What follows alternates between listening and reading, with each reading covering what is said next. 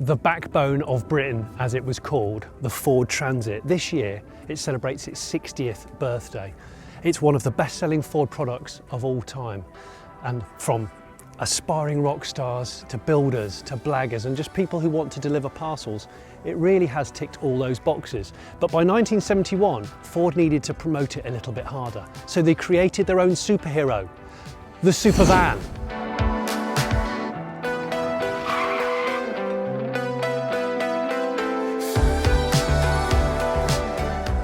What you're staring at is possibly the most famous van of all time. Designed to be nothing more than a loud, wheel-cocking, macho show-off, the original Supervan was both a marketing masterstroke by the Blue Oval marketeers, but also an exercise in resourceful engineering. Built by Terry Drury Racing, it was a real steel Transit carefully carved to sit atop the tube chassis, albeit widened, of an old Cooper Monaco single-seat racing car. Nestled within said race car was the unsilenced 4.7 V8 heart of a Ford GT40. Remember, by the early 70s, GT40s were outdated and the Cooper was no longer a competitive race car. This combination provided crowds with a deafening, mid-engined, white light goods vehicle that wowed crowds from Brands Hatch to the Nordschleife. So, Supervan 1, the one that people thought had disappeared and was never going to come back, it is here, it is restored, and it's just a thing of beauty because it's a Mark I Transit with a GT40 V8 in the middle, and it's a real metal van. Come 1984, and a new Transit meant a freshly baked Supervan, this time pushing the envelope even wider. Well, it was the 80s. Supervan 2 used a similar recipe of racing space frame chassis, this time with a Ford C100, but a smaller scale body shell made from glass fibre. And there was more power. Nearly 600 horsepower from a Ford Cosworth DFL 3.9 V8. So an F1 car with a van silhouette, basically. Jackie Stewart drove it and managed to smile. A decade later, in '94, Supervan 3 appeared in line with a new generation of Transit, so it was decided to base it upon the existing Supervan 2.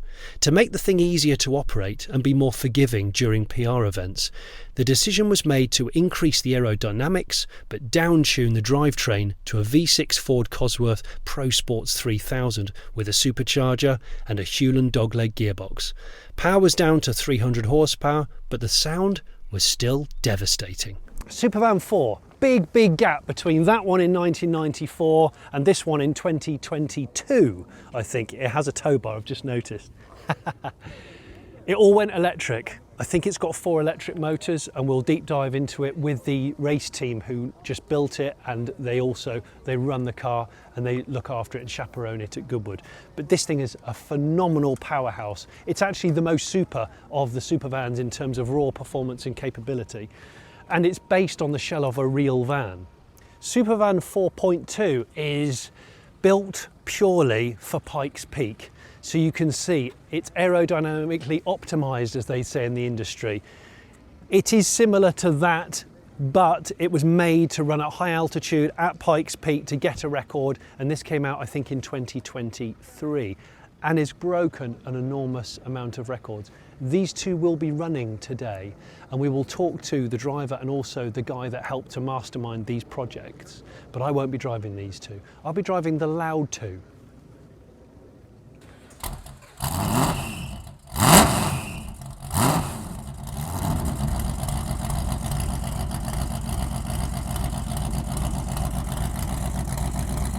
Oh my God. Obviously it's loud and it's clearly V8, that we know. But the awesome thing about the Supervans is it's the one with the V6 is actually the loudest out of all of them, which is Supervan 3. I can't believe I'm with Supervan 1 today. This car, or van, this thing's so steeped in folklore. Like, so many people have said it's died. So many people have said, oh, it's still alive. I know a guy that knows a guy. And Andy, the bloke that owns this, who's owned it twice, has pretty much been rebuilding it in secret for the last 25 years. That's the sound of the Supervan 4.2 when it selects a gear.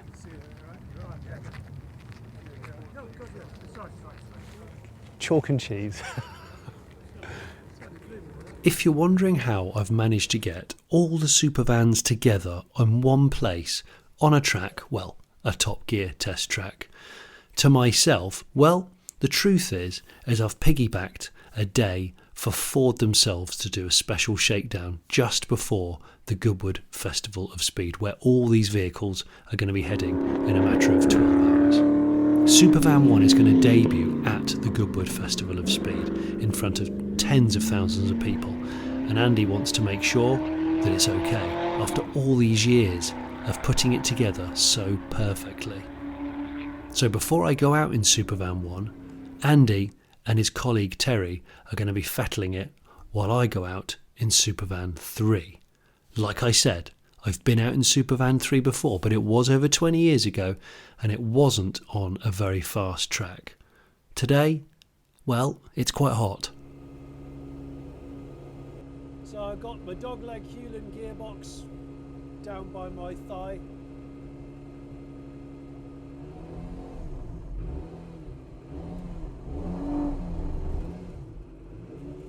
And you're basically in the middle.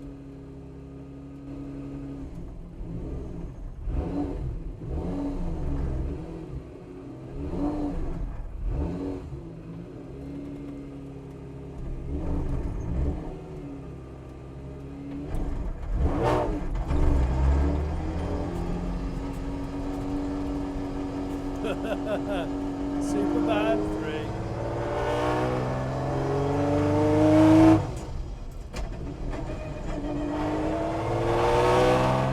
I've got to warm it up.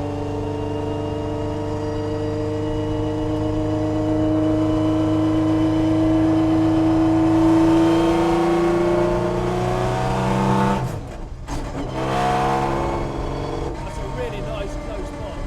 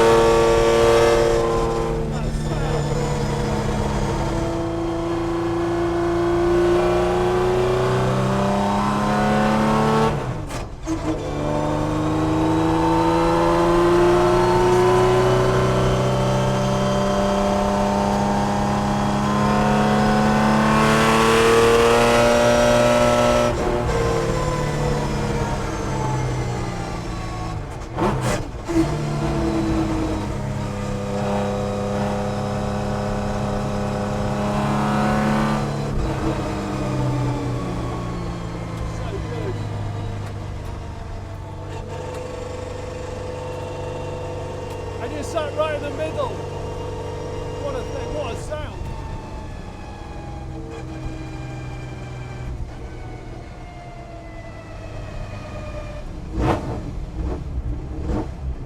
What a sound, what an experience.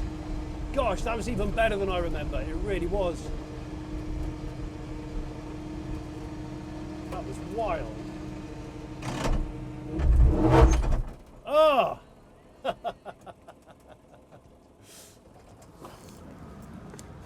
That was so much fun.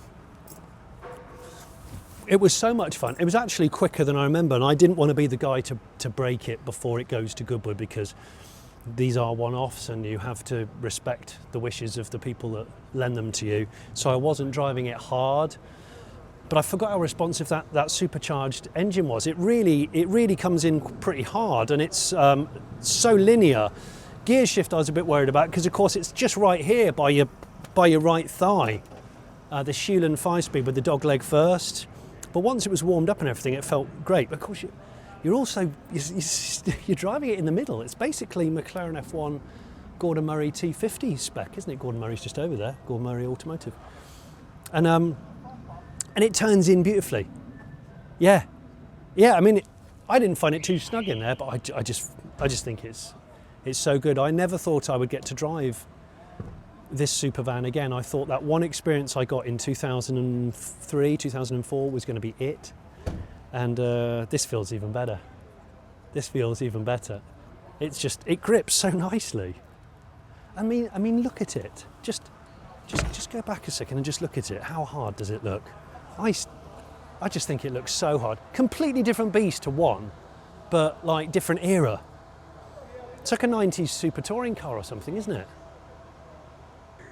Something I've wanted for a long time is to deck out my workshop with a decent set of cabinets, benches and storage solutions, and that's why I've chosen Bunker. Bunker is a modular storage system, so you can order anything from just one cupboard, or what I've done is gone for a full interlocking rack and bench setup with a mobile little tool drawer here that I can take out to the car, and everything else is built in here. It's even got a bin and a kitchen roll dispenser in there.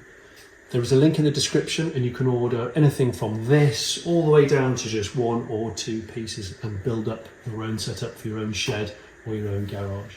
Head to the description now for a discount code.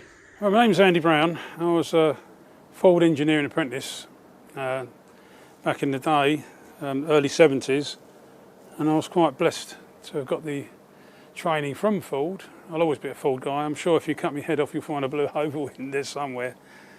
And at the time was when Ford were still campaigning some GT40s, and they rolled out this as a demonstrator by Terry Drury with John Dale, who was then the Ford truck marketing director. Terry is one of life's amazing characters. If he could think it, he could do it or find a way around it. And Terry built the original van in approximately 3 to 4 months. Ford campaigned it for that year only, and at the end of the year, right, okay, we're done with that. The van got broken up for parts, and it's purely by chance that a friend of mine had it. He didn't know what to do with it, so I bought it off him, and then got on the journey of then putting it back together. Because basically, when I picked it up first time round, all it was a body shell, 4 wheels. That was it. Because I started my journey sort of like 24, 25 years ago, a lot of the guys who drove it were still around. So I was fortunate they was happy to talk to me. I spoke to Chris Croft on a chance conversation. I said to him, "How did you handle, Chris?" He goes, "Actually really, really well, because most of the time it's on 3 wheels. So it was totally predictable." I thought, oh, okay. Because he drove it hard and fast, which I never did back in the day. Terry Croker, one of the test drivers, I spoke to him. He said the same thing. He said it's great fun doing donuts with it because you could just drop it in first gear, nail it, and it would just go. It was actually quite user friendly, given what it is. So we're about to go out in Supervan 4, and I was sort of more interested in 4 because 4 is based on a real van. It's a real production van based chassis, whereas 4.2 is a full space frame race car. And the other thing about this Supervan 4, which I'd forgotten, is it's street legal.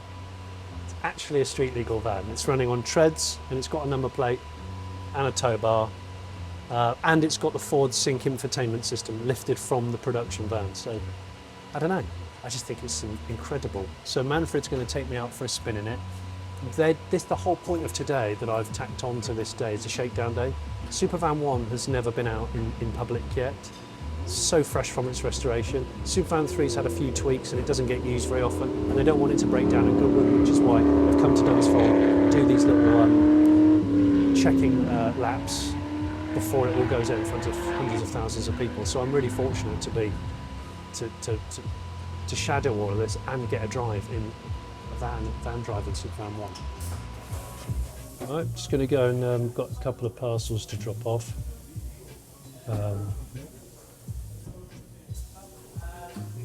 Couple of Amazon drops, as usual, basically.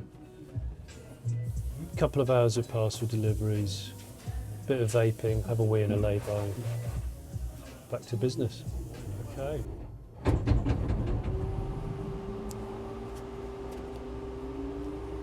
Van life. All good? All good, yeah. So you've got traction control on, launch control Yes, on. you can change all that's fully connected with the car. Still works. And basically it's from the standard car, but we are fully... You've hacked into it. And yes, yes. For this. Yeah. Cool. Very cool.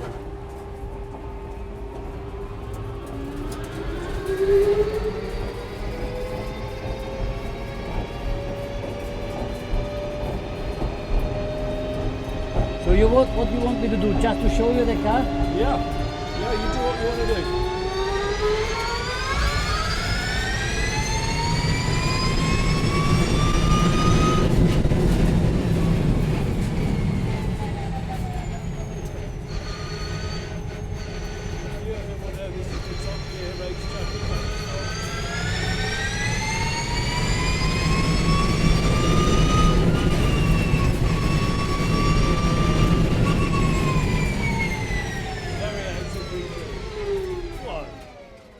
That's good. So what does it feel like when you're driving it at 100%? Actually, it feels like a GD car. Does it? But yeah, really, it feels really like a really racing car, but just with, how should I say, it's you're sitting in a big commercial vehicle. Yes. But the driving is like in a real racing GD car, and that makes it so funny, you know. So yeah. and we're sitting higher, obviously. very high. Yeah. We have a lot of space in the car, if you see. Yeah. We have all the connection with the sync system. Yeah. And yeah. You enjoy driving it? I enjoy very much driving it. Yeah.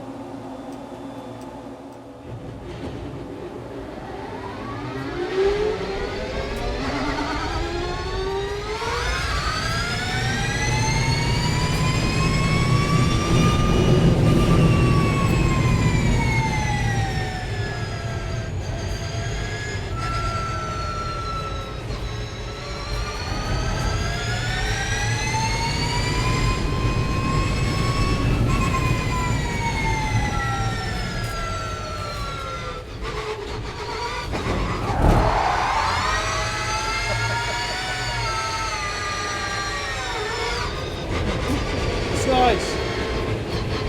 So just a dab and It's really nice with the handbrake. You can very do smooth.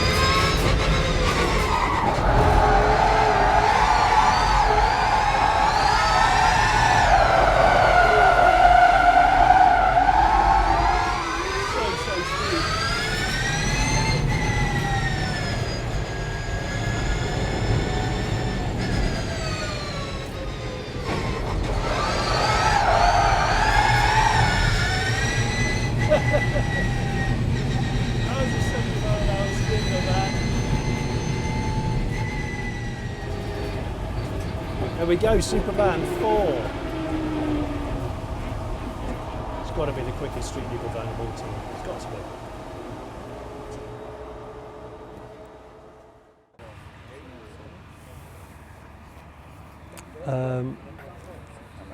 Little bit of a complication.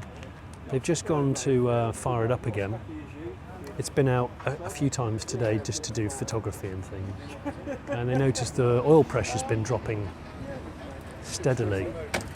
They've just done an oil pressure check and it's too low, they don't want to run it. I'm about to get in it. So I don't know if they're going to allow me to drive it. Obviously we don't want to damage it. Andy's been building this thing for so many years. He's invested, 100,000+ quid into it. I really hope this is not the case. I really hope it's not the case. Right. Are you here to deliver me some good news? No, unfortunately, we're not going to investigate now. So it's low oil pressure. That's lost it. It's lost all oil pressure. Sugar. Well, I'm quite yeah. Because the engine's still extremely fresh, right? I mean, it's This engine was a slave engine, and I always intended to replace the engine, and we simply ran out of time. But this has been absolutely fine in all of our testing, all the way through, and it's just literally now decided to. Oh, don't say this. So has it been dropping this morning? You noticed that it was. No. It literally happened on the penultimate lap out there. It just suddenly went bump, I'll push it down, done. Bloody hell. So. So Andy, first of all, can I just say that this is one of the happiest days of my journalistic career, because having seen all the old footage of Supervan 1 and having read about it, obviously I was too young to appreciate it the first time around. Yeah, I get that. But folklore is so powerful, and people have often said, is it alive? Is it not? Did it exist? Was there more than one? It's like the blimmin' Loch Ness Monster. But you have owned this thing twice. Yes, I mean, there's been more Chinese whispers over this vehicle than enough. If I give you the potted version, basically in 1970, end of 1970, beginning of 71, Terry Drury Racing, who was a Ford engineer, and John Dale, who was a Ford truck marketing manager, they were friends from back in the days when Terry campaigned GT40s. Right. So Terry knew his way around. He was a very good racer in his own. He was a Ford engineer and very, very imaginative. But prior to that, the Ford apprentices built an old orange van with a 7-litre Galaxy, 390 cubic inch. Did they? Manual gearbox, and Barry Lee used to campaign at rallycrossing it very successfully, even with drum brakes. What? Yeah, it didn't stop. And this was when, in the late 60s, early 60s? No, this was in 1970. Wow. So that was kind of the germ of the idea. Yeah. Well, John Dale was a very gifted Ford marketing guy. In fact, I'm still in contact with him now, even these days. So it's so they hatched the idea. There's a lot of myths about it where people say it's a GT40 with a van body. It's not. That was going to be one of my questions. Oh, I see. Right. Okay. So, because obviously from back there, now that I'm stood in its physical presence, you can clearly see the entire chassis when you see it from a distance. And people say, oh, it's an actual GT40, but it's like, no, it was, is it a Cooper? It's a Cooper Monaco Type 61M. Okay. What happened was, Terry was given the commission to build it. So that's what he did. But in those days, GT40s were tired, worn out race cars. Yeah. You could pick up parts quite easily. So he picked up a complete powertrain out of a GT40, which I know exactly which car it was. Okay. He picked up a damaged Cooper Narco space frame, married the two together, put the body on. The body wasn't a 1970 Superman shell, it was a much earlier shell. It was a buck shell, so it was only an old development shell that Ford gifted him. Right. But what Terry did was, because it was coming up for 71 facelift year, he changed the front panel, changed the lights, put airflow vents in, everything so it looked like the facelifted. Like the facelift Transit. Okay, okay. That's how it started. It was first rolled out at Thruxton at the Easter meeting 1971, and it attracted a lot of attention. Yeah. It ran at Spa, it ran at Nürburgring, and several other places. There's footage of it at Brands Hatch. So let me get this right. You were a Ford apprentice. Yeah. That's how you started. And when you bought this van, first of all, you bought it when you were an apprentice living at home with your mum and dad? Yeah. I was on £5 a week, and £5 a week. What Terry did was, at the end of that year, he scrapped the van, which Ford didn't want it. Yeah. They said, okay, bin it. He put the gurney into one of his power boats. Okay. Because he was a water skier as well. He just did it for fun. Okay. Transaxle just sat in his workshop, and the body was disposed of. And a chap called Paul Webb, who incidentally I know and still stayed in contact with, Paul bought it off him, and Paul also recently gave me the original sales invoice. Of the van? Of the van, from Terry to Paul. Right. But it forever deflated the tyres because it had Revolution Sandcast mags on it. Yes. And they were always cracking. Yeah, they're fragile things, mag wheels. They were, so they was repaired using Aerodite. Oh my God. Just to keep it rolling, because there was under a hell of a time frame. Yeah. So when Paul bought the vehicle, he got a little bit fed up with keep trying to pump tyres up, and I think he got fed up. So this is when Ford had done their PR campaign. They'd done a PR campaign, so at the end of 1971, that's it, it's gone. Yeah. Paul bought it. Paul sat on it for, I don't know exactly how long, but it was probably close on a year. He then sold it to a guy called Dick Bradley, who was quite a well-known Jaguar racer in time, very capable guy. He got the same kind of ache with it, if you like, and despondency. And I just went round there one day. I saw it on his driveway. I said, "What are you doing, Dick?" He said, "Oh, beep, beep, beep. I just want to get rid of it." How much of it was there at that time? It was, as you see it now, Yeah. was as it was then, but rusty. So it was 4 wheels Yes. and a shell, nothing else. So no drivetrain. Nothing. Right. Okay. Nothing. Right. Nothing. And so I bought it off of Dick, got it round to my house, and my dad just looked at me, and he went. He never said a word and walked back indoors. That was it. And how old were you then? I was just 18, coming up for 19. So it was like, oh no. His silence told me everything I needed to know. So anyway, I rung Terry up and I managed to purchase the original transaxle back. So I thought, right, I've got a good start there. Then spent time sourcing an engine, and I managed to get a 289 engine in pieces from Martin Dilks of DB Motors at Leicester. Yeah. Who then was a well-known drag racer. Yeah. We started assembling it all up. Because it was intended for road use, I actually got it street registered. Because even though it had chassis plate, it was an unregistered shell. Right. So I got it registered, had all sorts of grief registering it because they wanted to charge me new van tax for it. It wasn't a new van, and I went through a few hoops with that, but finally got it licensed and everything, and that was it. That's kind of it. But one of the landmark things at the point was I didn't have the crossover exhaust system this has got. I had a pair of cast iron log manifolds. I ran them forward, ran the pipes out the side, and had a pair of thrush side pipes. Yeah. Because in those days, that was the van craze. It was the street machine thing, jacked up suspension and. In actual fact, Peter Lee has got photographs of Transits like that with kind of side pipes on it. Yeah. So that was it. So they came out somewhere around here. Yes, they came under the sill, and they exited about there. Okay. So that was it. My personal circumstances changed in '75, coming up for '76, and so one of the things had to go was the van. The van went. This I sold for about 1,200. I had a Yenko Chevelle SS, original convertible. That went. So everything went. Yeah. Because I had family things on my mind. Yeah.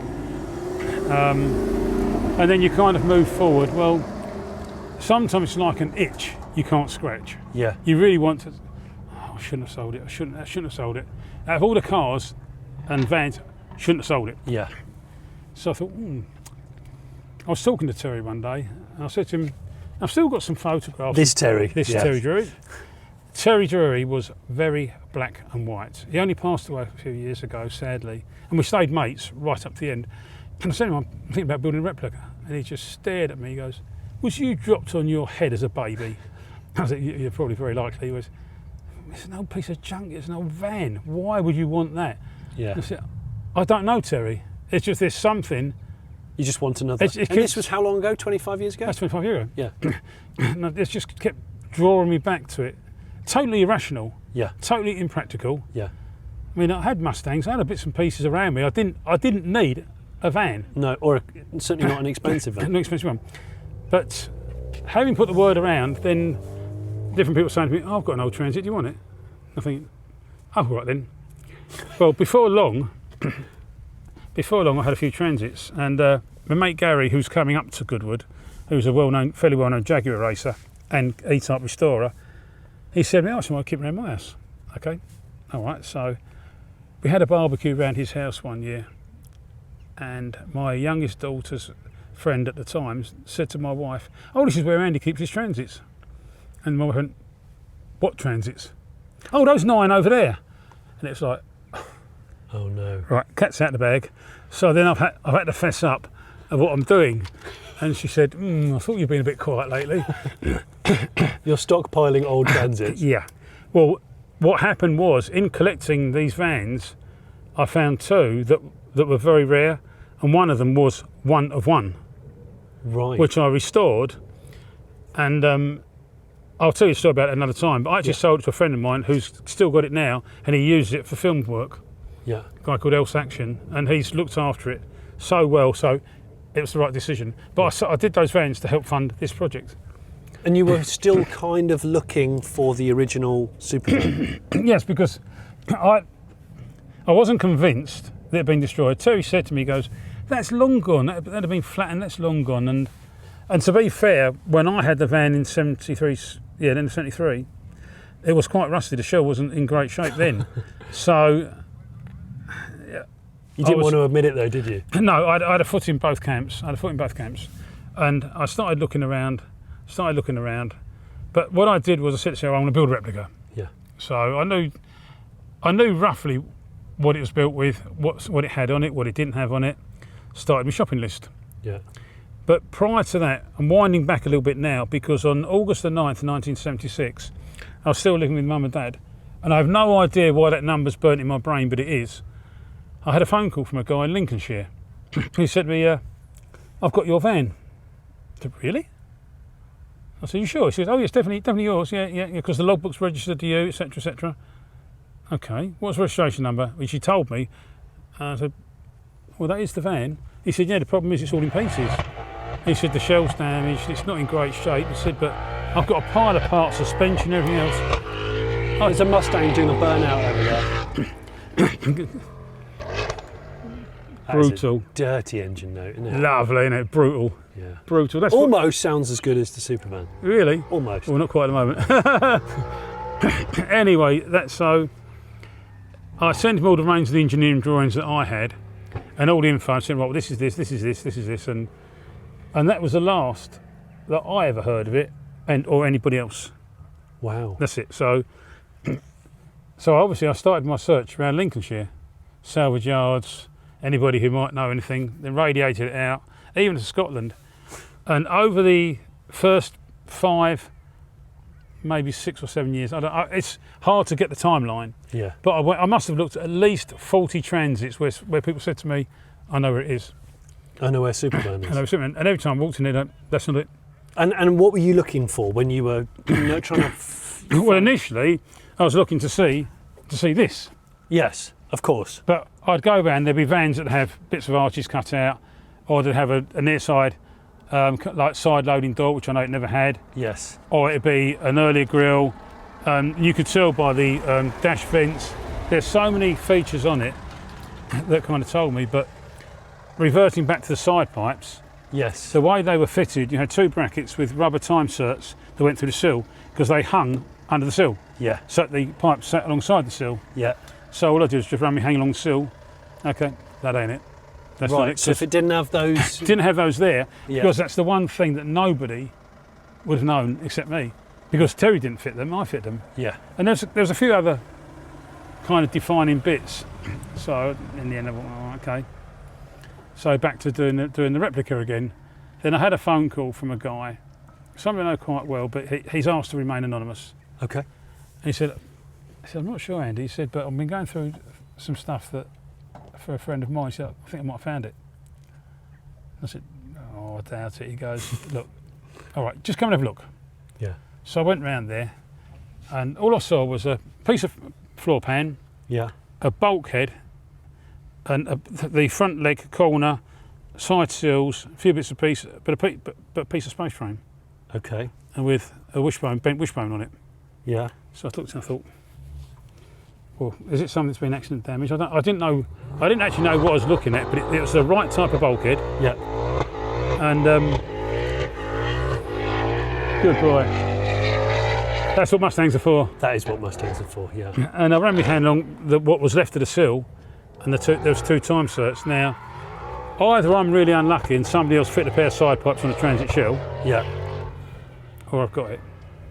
Andy, run us through the main ingredients of the Supervan. Okay, well, when it was sitting on the road, a police officer came round, traffic guy knocked on my door, and said to my father, who owns a van outside?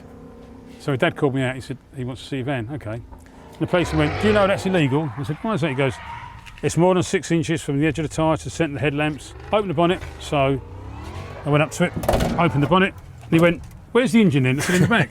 He goes, well, haven't you fitted it yet?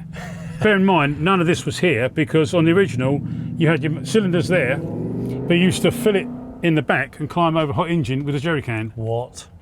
Honestly, so this is where we are now, We've had to modify the bulkhead because we've changed the pedal box, etc. Yeah. But it's fairly true to original, except that we've moved the fuel So that you can fillers for safety. Yeah, so you don't set your own van on light. Well, that's exactly right, and so that was kind of the nuts and bolts of it from there. If I'd have kept it for the 50 years through, there's a lot of modifications that would have been made anyway. Yeah. Because it was very impractical. The reason why the arches originally, if you look at some of the old photos, you'll see the door goes there. So when you open the door, the arch, which was welded to this as well as that, you can only open the door to there. Oh, okay. Okay. So getting in and out with a GT40, you get shifter there. Of course, because the gear shifter is just here, look. It's on this side, and that is as was in the GT40. This is heavily modified. Okay, it's still. But that's where it was there. Most of the seal had been cut away. We've modified it so you've got a proper step. Yeah. So this is completely user friendly. Yeah. You can drive it as a road car, a road vehicle, and that was my aim because... I was going to say, you've spent all this, you sacrificed all this time and money, you do actually want to drive it on the road, right? I intend to drive Because you used to drive it on the road years ago. But then it was very impractical. Yeah. And the reason why the arches were as they were then is because the offset on the front rims was virtually 15 inches. So the KPI was odd. The wheel actually, if you imagine that's been KPI, the wheel traversed like that. Bloody hell. But they don't now. Right. I made a set of adjustable rims that we could jack in and out until we got the perfect combination of steering, sweep and everything. So that's... Wait. You have to excuse the Mustang, it's trying to leave a Cars and Coffee event. When you look at this head on and those iconic three-wheeling photos, which are just so good, it's the stance of it and obviously that mad offset of the... Yeah, the Carlos Fandango look, yeah. So this is 15 by 15? Yep, these are 530 1515s because you can't get 550s now. Okay. So it's come down on the profile slightly, but interestingly, earlier on when Terry came round this bend here, he got it on 3.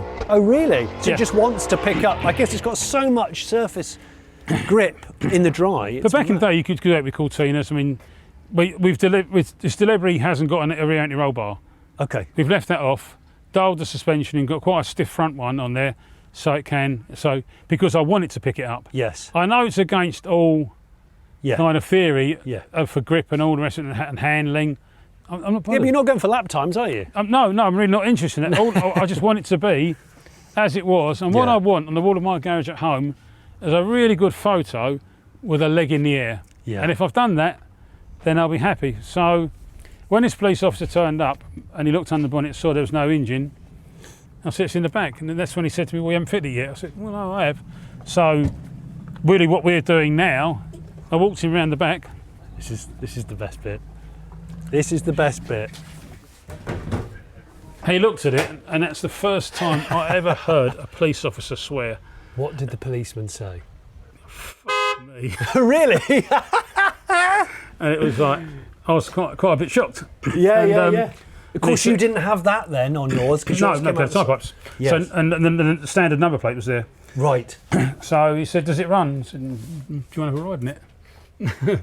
And it kind of, and then from then onwards, I got quite friendly with a lot of the local traffic police. I believe and funny enough, they left me alone with the van, but they did come round out of interest factor to see it.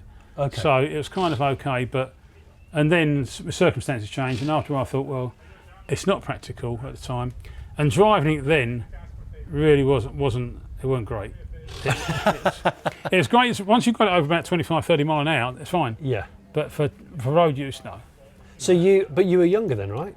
You were driving around as a, I don't know, happy/foolish 19, 20-year-old. Hooligan, yeah. And it must have been like the coolest thing to own Supervan. No, because it didn't mean anything. Right. Everybody just looked and they said it was just a tired old Transit. Right. It wasn't iconic. It really wasn't iconic. Really, it didn't have the sort of. This legend is built over time. It's built over time. I mean, you could buy a really nice V12 E-Type in the fuel crisis for 500 quid. Yeah, right. So it didn't, and people more into American cars or something that's a bit more practical. I mean, this wasn't. You can see by the holes in the floor, yeah, because that's where you used to fill it. And if you look at a lot of the old photos, yeah, then you'll see that. So that's why they've been left. Yeah, I've left it because at the end of the day, if you start filling things in, that's what it was. So I mean, you can see we've driven it quite hard. Do you know, but this today at the airfield is one of its very, very early shakedowns, right? You haven't done much in it yet, have you? I mean, its public debut is tomorrow. It is. Ford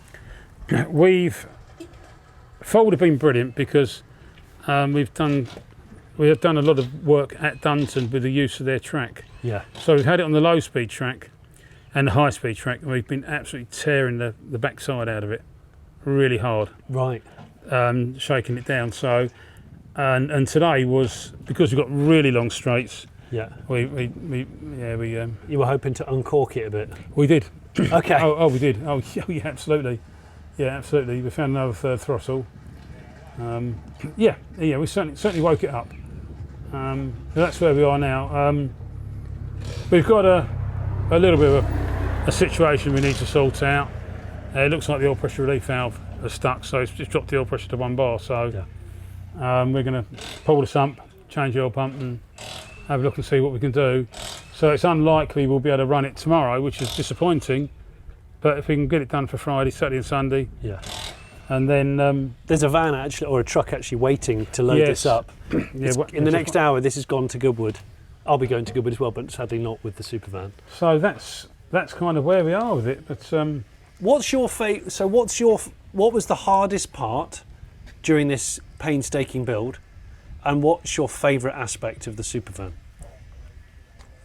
If there's one single component or feature thing, because you've lived and breathed this damn van for decades. A month or so ago, it's probably nearer to 5 weeks now, when we fired this for the first time, with no brakes or anything else, when we fired this for the first time as a complete vehicle, I had butterflies, and I felt really, and it sounded so crisp, and that was quite a moment. So spec of the engine, Andy? It's a 302 roller lifter. It's not massive power, it's about 300 brake. Yeah. So is this like a Mustang-derived V8? Yes, yeah, well it's a 302. I mean, the original was a 289 Gurney Eagle. Yeah. A Gurney Eagle engine in good form now you'll pay 60 grand for. Yes. That's sort of money Peter Knight racing charges. Yeah. Two things with that. One is I don't have the budget for an Eagle. Yeah. That's why we made the rocker covers, etc. Yeah. Along with a guy called John Wisher, who's a very clever GT40 guy, and did it how it is. But the other reason is I don't see the point of putting a Gurney in there because it's a very expensive engine if it fails. Yeah. But also, I know where the original engine is. Yeah. I've tracked it down. Have you? Yeah. And it's back in the original GT40 that it came from, where Terry acquired it. Oh my gosh, so it's all been repatriated? Yep, along with the original transaxle, because I had all the details of transaxle. Right. And over the years, it's all been collated back. It's all done this, and then this. It's gone a huge circle. So I'm going to stay with what I've got. Yeah. But I will change it for a 347 stroker. Okay. And we're going to change the transaxle ratios, bring the diff down to about 4:1. Yeah. Because it's very high geared at the moment, is it? Well, yeah. I mean, who needs 150 mile an hour Transit? I suppose it's GT40 gearing now, and GT40s were 180 mile an hour car or whatever. Yes. Yeah. I mean, it's the same ratio as a Pantera. So I've just made a judgment call. I'd rather be quick getting it out the gate. Yes. Than high speed. I mean, 0 to 100 is where you're at. We've driven this in excess of that, and that's when your underpants start to twitch. Oh, I can believe. So we just that's where we are. Let's shut that door. Hark at that, lovely. Wow. They do sound mega, don't they?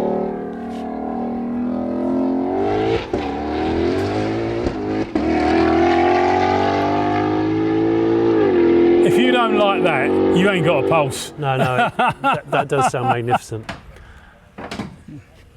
So that's kind of where we are. Well, it's obviously it's still a work in progress. Yes. But you've got it. It's back, and it's on the road, as it were. I know you'll tweak it, and you'll always have little bits. And I love the fact that the Supervan 3 and the Supervan 4.2, they're sort of silhouettes. This is actually a full metal van, isn't it? Yeah, I mean, we've got a bit of a hiccup at the moment. But It's a project.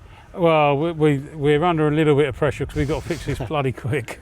I just want to say thanks ever so much for watching this episode of the Late Break Show, and I want to say thanks for letting me... I'm not going to shake you because it's covered in oil unless you fancy a handful of oil. No, but thank you, honestly. Thanks for your time, Johnny. I appreciate you coming along. If I seem slightly deflated, I'm sorry, but... No, it's okay. I'm a little bit focused on other things at the moment. So can you promise me that I can come back and drive Supervan 1? Absolutely. Why wouldn't I? Because today we were this close and there were things that beyond our control that happened. Well, you know what, that's... it's the way it goes sometimes. Sometimes things happen outside your control, but Yeah. a problem's only a problem if you're not prepared to deal with it. True. So one way or another, once the dust has settled, then I will gladly give you the key, Thank you. and we'll take it somewhere. Does it have a key? It does start on a key? Absolutely. I haven't even checked it. Oh yeah, it does. We even we had a fairly modern start switch in there, and we couldn't have that. We even found, and one of the guys even found his dad's old dymo machine. Oh my gosh, So- seriously. I love those. I remember I used to nick my dad's. Sorry, Bob. It's just sometimes it's attention to detail. It's absolutely attention. This is why I've really enjoyed looking Like at even it. this is all original. The fake wood inlay is That's what it had. yeah. Which That's what was it had. such a Ford The dash thing. is different because originally I only had three instruments. Had oil pressure, temperature, and a tacho. Yeah. But for speed, I'll just use the GPS. Of course, just use your phone. Yeah, your phone, whatever. I was going to ask you, the viewers, some of you will remember this the first time around. If anyone's got any memories of Supervan, and it could be Supervan 2 or 3, let me know in the comments because I always love to hear that sort of thing. And if anyone has any dealings of this Supervan, as in they were involved with it in some way, they owned it, they cut a bit off it, let us know in the comments.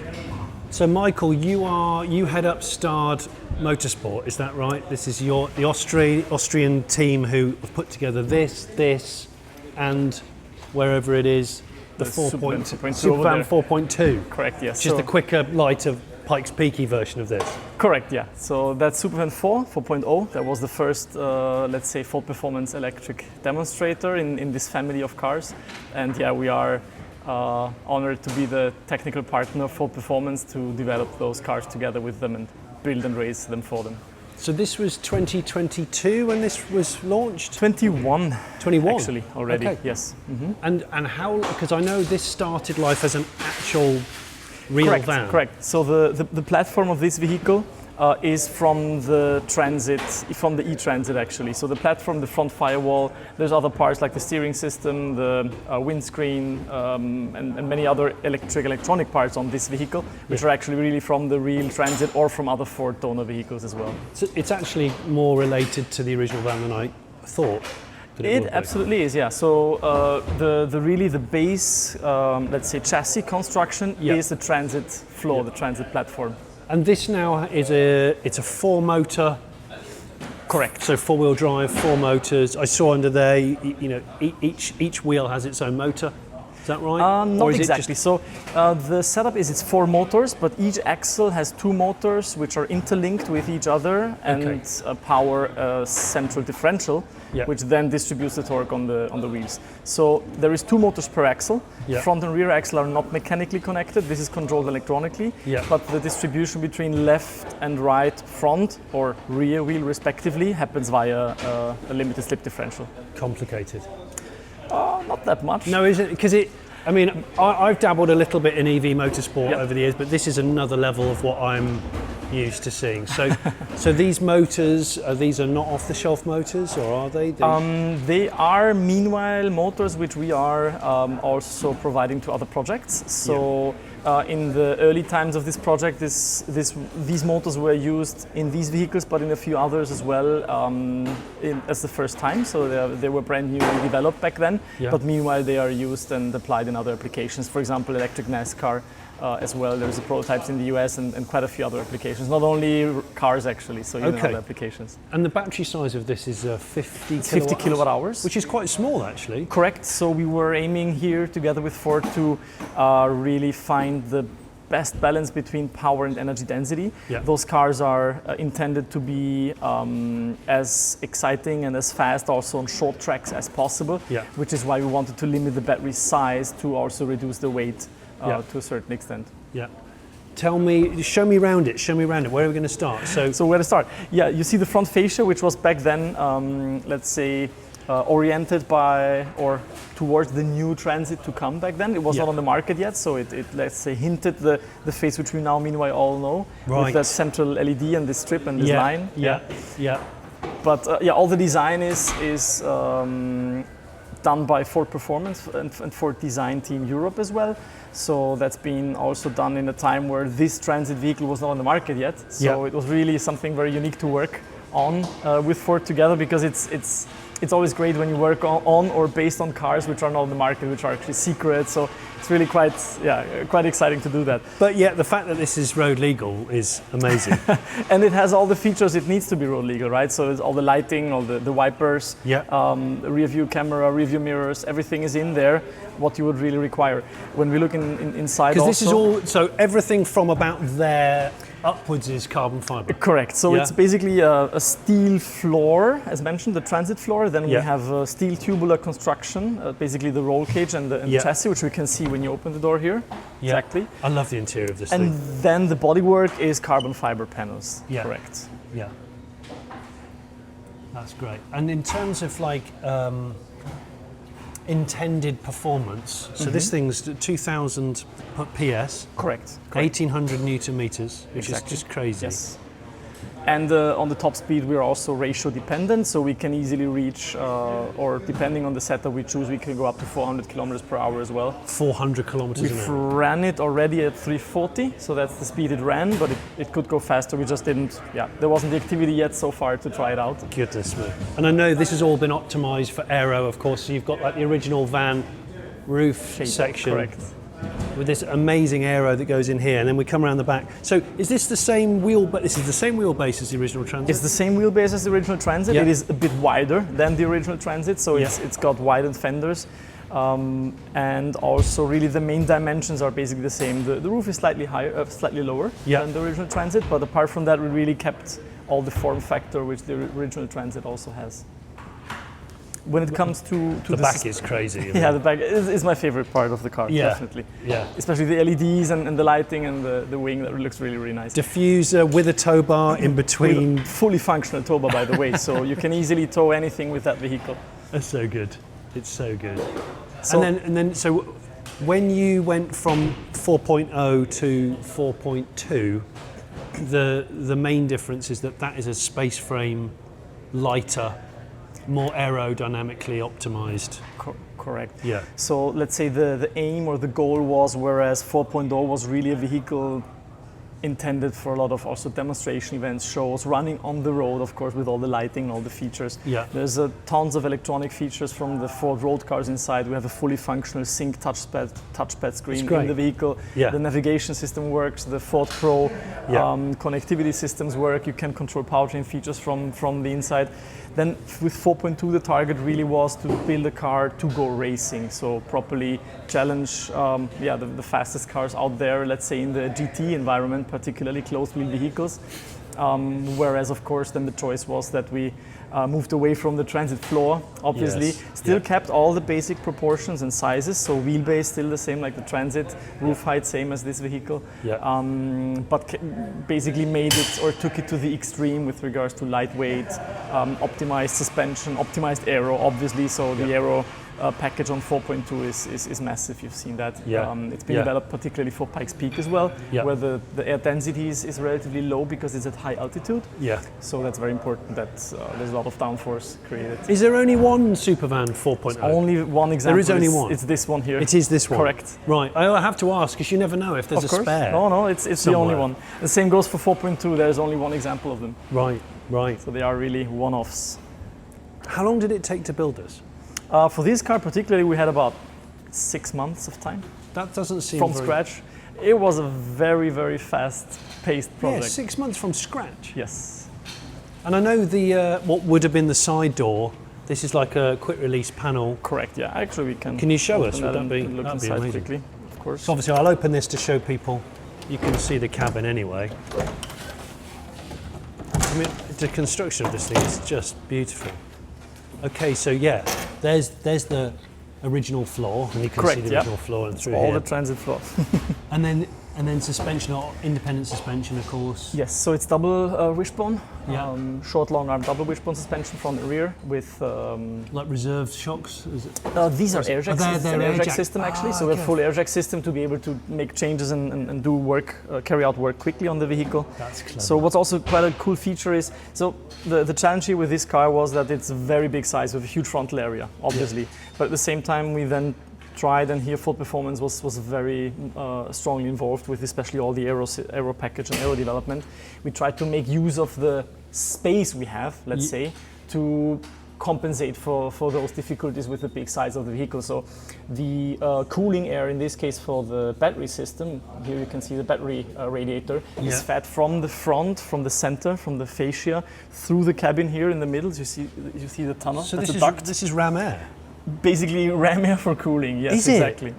How interesting! It goes underneath the console. Correct. So it helped us in packaging, so we could keep the radiator here close to the battery, which is here directly below, Okay, right. and feed the air then towards the back, and by that support the diffuser flow as well.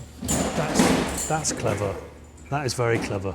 So yeah, a few special tricks for a special vehicle. Very, very. So, and is it a liquid cooled pack or? It's liquid cooled, yeah. Yes. That's a proprietary cooling system, and also the pack design is quite unique and special. Yeah. So it's a pure, let's say, motorsport developed battery system. This is really for racing application. The power density is extremely high with 50 kilowatt hours and 1500 kilowatt. I was pretty about much to one of say- a kind. Yeah, right. Okay. And the battery pack of this is the same or very similar to the. Pretty much the same, yeah. Right. It's of course undergone certain evolutions as you usually have throughout Yeah. the years, but basically from the base construction it's the same system, yes. Right. Okay. It's a phenomenal thing, right? Like it? I'm sure you're very proud of it. I mean, so. Well, we are, especially we still love 4.0 because it's so unique, it's so special, it's roadworthy, you Yeah. can really drive it around basically as you want, so it's really a unique, very unique vehicle. Yeah. And you're probably seeing in the background of this, which we're not covering in this video because we just simply don't have time, but you've got the E150 Pikes Peak electric pickup there. And that's going to tackle, well, these are all going to Goodwood right now. The guys are all packing away. They'll all be on a truck to Goodwood in the next hour. Correct, exactly. So we're just catching you before you leave, and it's been an amazing day to see it. And, are you hoping to set a record with this? Is this true? It won't be good enough for the record, for that's just too huge of a vehicle when you compare it to something like the McMurtry, which you could actually fit inside it, I think. Yeah, from you the size, could. easily, You could, or maybe yeah. two of them. Yeah. But let's see. Last year we were quite happy to win the hill climb with 4.2. Is there a commercial vehicle record? Must be. I'm not sure, but if there is, then for sure we hold it, because with our time last year, I think it was the fifth fastest time up the hill, if I remember correctly, with Supervan 4.2. Let's see, in Pikes Peak, Super Truck was a quicker car than Supervan, so let's see what we can achieve Oh my gosh. at the festival. Yeah. Thanks so much. Thank you. It's been such an exciting day today to not only see and sit in Supervan 1, but drive 3 again and see 4 and go out in 4.2. And the whole Supervan franchise, to me, I'm not interested in Marvel. This is the real superhero to me, the Ford Transit. I hope you've enjoyed this episode as much as I have making it. If you haven't already subscribed to the Late Break Show, I'd really love you to subscribe. And I know there's unfinished business with Supervan 1. And we will be back, and I will drive it. Thank you.